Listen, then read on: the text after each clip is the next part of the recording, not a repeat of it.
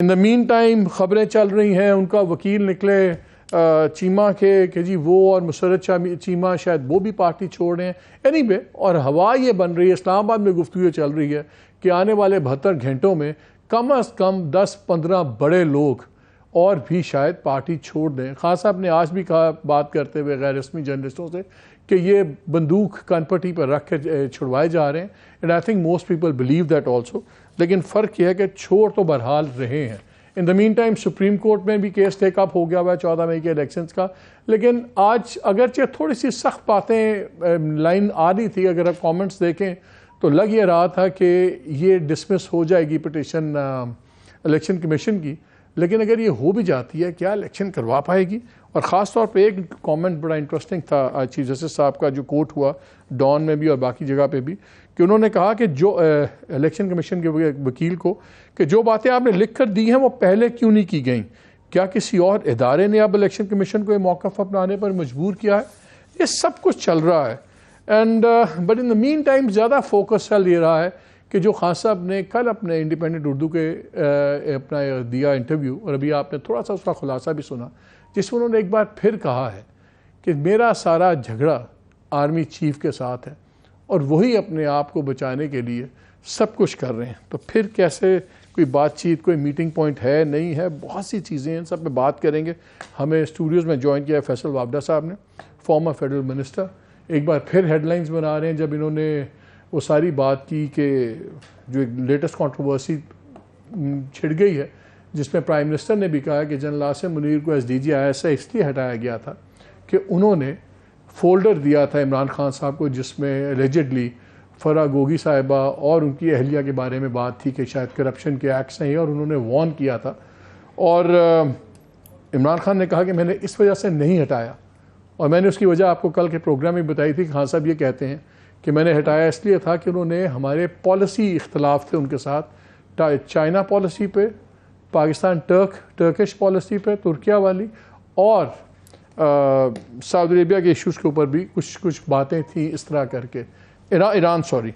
So that was the reason. बहरहाल वो भी बातें हुई, बहुत सी बातें हैं जो आपसे डिस्कस करनी है। फैसल वाबडा साहब हैं मेरे साथ, आरिफ हमीद भट्टी साहब हैं, लाहौर से हमें ज्वाइन किया हुआ है, मज़हर अब्बास ने हमें कराची से ज्वाइन किया है। फैसल, आपसे शुरू करते हैं। कल आपने जो बातें की, वैसे आपने एक दो बातें, ये बातें कुछ एक बार पहले भी की हुई थी एक दो बार, लेकिन कल आई थिंक कॉन्टेक्स्ट ये था कि सारा चेंज हो गया।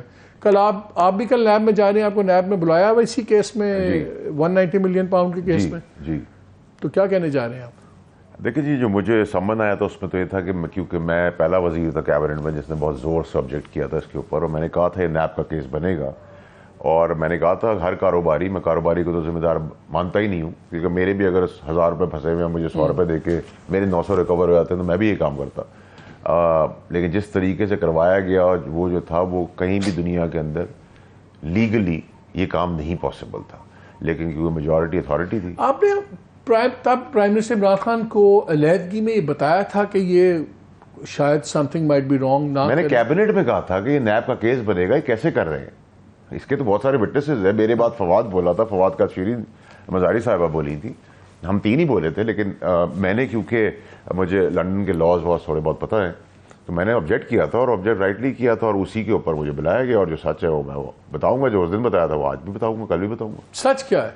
सच यही है कि देखें जी, इसमें एक्सक्यूज मी, इसमें देखें जी, ये सिर्फ इतना सिंपल केस नहीं है कि जी ये सब कुछ हो गया। एक तो ये एजेंडे का हिस्सा नहीं था, ये एक स्पेशल एजेंडे के तहत आया। इससे पहले भी एक छोटी मीटिंग कराएगी, किचन कैबिनेट कह लें, या जो छोटी कैबिनेट थी उसके अंदर, उसमें ही मैं था। पहले तो इसको ब्रीफ करने की कोशिश की, डाइजेस्ट कराने की कोशिश की। किसकी मीटिंग करवाएगी, किसने, कौन कौन? प्राइम मिनिस्टर ने चेयर की थी, और हाँ, उसमें 6-7 कैबिनेट मिनिस्टर्स थे, और उसके बाद ये एजेंडा नहीं था। कैन यू नेम देम कि कौन कौन था उस मीटिंग में? उस मीटिंग में फवाद चौधरी था, शहजाद अकबर था, मैं था, जुल्फी था, और एक दो और लोग होंगे। ये मीटिंग हुई उसी दिन कैबिनेट मीटिंग से पहले? एक दिन पहले। एक दिन पहले। तो उसमें क्या डिस्कस हुआ? उसमें यही डिस्कशन था कि जी ये रिकवरी हो रही है और गवर्नमेंट का मुआहदा है और ये है वो है, लेकिन हमें एग्जैक्टली उस वक्त गोल मोल करके बात की जा रही थी। तो खान साहब भी कन्विंस नहीं थे क्या बात हो रही थी। तो शहजाद अकबर साहब ब्रीफ कर रहे थे? शहजाद अकबर साहब ब्रीफ करते, और उस मीटिंग में भी मेरी और शहजाद अकबर की बहुत ज़्यादा लड़ाई हो गई थी।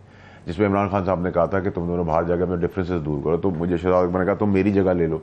तो मैंने कहा तुम्हारी जगह मुझे नहीं चाहिए, लेकिन जो तुम मुल्क का नुकसान कर रहे हो और आज तक कोई चीज़ कर नहीं पाया, और ये भी जो तुम बता रहे हो ये ऊपर से घूम रही है। ये बातें सारी ऑन द रिकॉर्ड है, कोई ऐसी नहीं कि अनऑफिशियल बात मैं आपको आज बता रहा हूँ। उस वक्त भी आप वज़ीरों से पूछेंगे आपको बताएंगे कि ये बात थी।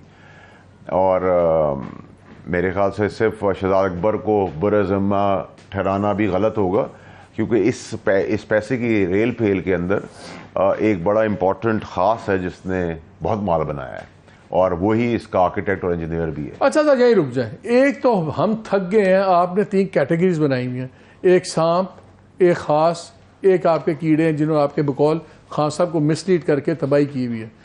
एक तो हमें बताएं, या ख़ास भी छोड़े, आप मुझे कम अज़ कम सांप कैटेगरी में से एक नाम तो देना। देखिए मालिक साहब, एक तो ये कि मैंने कहा था 2 ख़ास, 3 सांप, कुछ कीड़े और कुछ गटर के कीड़े। तो कैटेगरी को आप क्लैरिटी से रखें। ठीक है।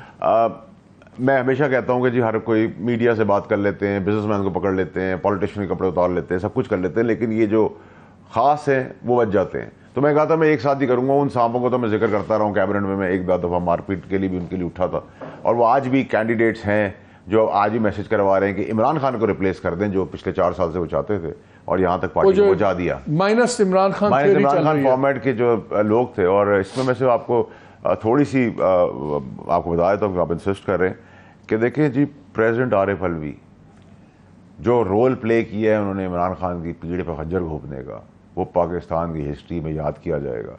क्योंकि अभी भी जितनी प्रेस कॉन्फ्रेंसेस छोड़ने की हो रही हैं, अगर आप उनकी चेक करवाएं तो वो सब पहले प्रेसिडेंसी में जाते हैं, प्रेसिडेंसी में बताते हैं, प्रेसिडेंसी अपने आप को प्रेसिडेंट बचाने के लिए थपकी लगाती है, कहती है तुम जाओ प्रेस कॉन्फ्रेंस करो। और आप ये कह रहे हैं कि जितने लोगों ने इस वक्त पार्टी छोड़ी है, ये पहले प्रेसिडेंट आरिफ अलवी साहब से बात करते हैं, वो आशीर्वाद देते हैं, फिर ये लोग चाहते हैं। देखिए माई साहब, ये चीज़ तो कोई इसमें कोई दो राय नहीं होनी चाहिए। और जो इमरान खान साहब की जो निगोशिएशन इस्टेब्लिशमेंट से पहले ख़राब हुई और चल रही थी, उसमें भी सबसे बड़ा रोल इनका था। और यही उस एक ख़ास से तो छुप छुपा के मिलते थे, ये भी सा। और इनकी तो वीडियोज़ है मतलब उनमें से जो ज़रूरत पड़ेगी तो ये फ़ोन बड़ा कीमती फ़ोन है मेरा, सिंपल एज दैट। उनको क्या फ़ायदा है? देखिए जी, उनके ऊपर भी एक बहुत बड़ा केस है जो वेट कर रहा है उनके मनसब से उतरने का। इम्यूनिटी है उनके पास आज के दिन, नंबर 1। नंबर 2 ये है कि सर हर आदमी मनसब पे बैठ के समझता है कि वो मेरी बाप दादा की कुर्सी है और मैंने खुद कमाई है। एक्चुअली तो अल्लाह के बाद जो वसीला थे वो इमरान खान साहब थे। मुझे उन्होंने वज़ीर बना दिया, इसको प्रेसिडेंट बना दिया। ये ऐसा भी हो सकता है कि मुझे प्रेसिडेंट बना देते, इसको वज़ीर बना देते। तो बहुत सारी चीज़ें हैं। अभी तो देखें, अभी तो सब चीज़ों ये जो केस आप कह रहे हैं ये अभी हुआ नहीं है, लेकिन आप कह रहे हैं कि केस है जो इनके ऊपर आएगा, है तैयार है फाइलों के अंदर। आज करप्शन है सर, वो तो आने देना। देखिए भाई साहब, मैंने 7 महीने पहले पार्टी से अलहदगी की प्रिंसिपल्स पे की। मुझे इन्हीं लोगों ने ट्वीट्स मेरे खिलाफ किए, तो मैं तो प्रिंसिपल पे खड़ा हुआ था। आज क्या हो गया है? आज क्यों मजम्मतें हो रही हैं? क्यों जान छुड़ा के लोग जा रहे हैं? क्यों सारा मलबा इमरान खान पर डाल रहे हैं? क्यों? मैं तो इसी बात पे, इस प्रिंसिपल पे निकला था। वो लोग कहते हैं कि आपकी क्योंकि इतनी दोस्ती ज्यादा थी कि आपको एडवांस वार्निंग मिल गई थी, इसलिए आपने नहीं सर, मेरी बात है। जिस वक्त इमरान खान साहब की पार्टी से मैं अलहदा हुआ, उस टाइम पे मेरा प्रिंसिपल स्टांस था, और उस वक्त इमरान खान साहब की पार्टी पीक कर रही थी पॉपुलैरिटी के ऊपर। मैं इमरान खान साहब का 4 खास आदमियों में से मैं उनका करीबी खास साथी था, तो मुझे तो सिर्फ फायदा ही फायदा था उनके साथ। आपने जो मैं इमरान खान साहब को सिर्फ मरवाना नहीं चाहता था, मैं इमरान खान साहब की जान से नहीं कहना चाहता था। मैं इमरान खान साहब की ये पॉलिटिक्स जो आज जहां आ गई है वहां तक लाना नहीं चाहता था। मैं अरशद शरीफ के केस के ऊपर खड़ा था कि उसको ना, उसके साथ जो हुआ थाने के अंदर बहुत सारे लोगों की इन्वॉल्वमेंट है जो बचे हुए। सो यहाँ एक कॉम्प्लिकेशन ये नहीं है कि सिर्फ एक डेमोक्रेटिक पार्टी के साथ सब कुछ हुआ है, इसके अंदर करप्शन भी है, डिस्ट्रक्शन भी है, मर्डर्स भी हैं, किलिंग्स भी हैं। ये जो डॉक्टर आरिफ अलवी की आप बात कर रहे हैं, सदर पाकिस्तान की, क्या ये बात आपने इमरान खान साहब के नोटिस में लाए थे कि बकौल आपके कि जी आपकी कमर में छुरा घूम रहे? देखिए मेरे ख्याल से मेरी इस बात को अगर आपको किसी से सबसे ज़्यादा वेरीफाई करना है वो है कमर बाजवा साहब। वो उस वक्त के चीफ थे, और उनसे मेरी 8 घंटे की मीटिंग हुई, और मैंने उनको समझाया इमरान खान साहब के लिए, और ये मीटिंग अरेंज कराई। और उन्होंने कहा कि सबसे पहले तुम्हें किसी ने स्टैप किया है तो आरिफ अलवी है, तो तुम जिस पार्टी के लिए कर रहे हो वो तुम्हारा आपको उस वक्त आर्मी चीफ ने कहा आपको कि आपके जो प्राइम मिनिस्टर को स्टैप कर रहे हैं वो प्रेसिडेंट साहब कर रहे हैं? मेरे लिए उन्होंने कहा, और जब मैंने कहा मेरे लिए वो रेलेवेंट नहीं, मेरे लिए खान साहब रेलेवेंट। अच्छा, आपको स्टैप कर रहे हैं, ठीक है। तो आप अगर बाजवा साहब से भी ये बात पूछे और आपके ताल्लुकात हैं उनसे, तो he would not deny that at all at any cost.